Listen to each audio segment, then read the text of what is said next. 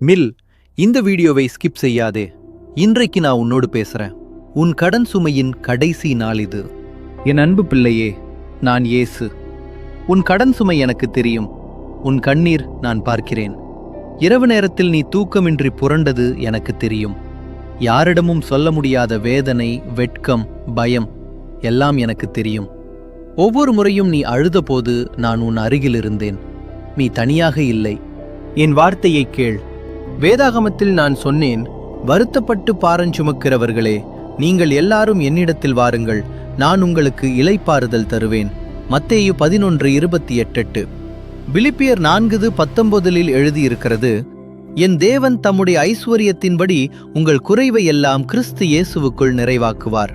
உபாகமம் 28:12 சொல்லியிருக்கிறது, நீ கடன் வாங்காமல் பலருக்கு கடன் கொடுப்பாய்.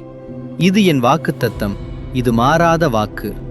இப்போது நான் உன்மேல் என் கரங்களை நீட்டுகிறேன்.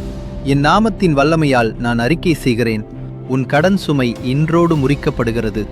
உன்மேல் இருக்கும் நிதி சாபம் நீக்கப்படுகிறது. கடன் கொடுத்தவர்களின் இருதயத்தை நான் மாற்றுகிறேன். எதிர்பாராத வழிகளில் பணம் உன்னை வந்தடையும். மூடப்பட்ட கதவுகளை நான் திறக்கிறேன். புதிய வேலை, புதிய வருமானம், புதிய ஆசீர்வாதம் உன்னை நாடி வரும். இன்று முதல் நீ கடனாளி அல்ல, நீ என் ஆசீர்வதிக்கப்பட்ட பிள்ளை. நீ இதை விசுவாசிக்கிறாய் என்றால் இப்போதே உரக்கச் சொல், ஆமேன். உன் விசுவாசம் உன்னை ரட்சித்தது. இந்த ஆசீர்வாதத்தை உன் குடும்பத்தோடு பகிர்ந்து கொள்.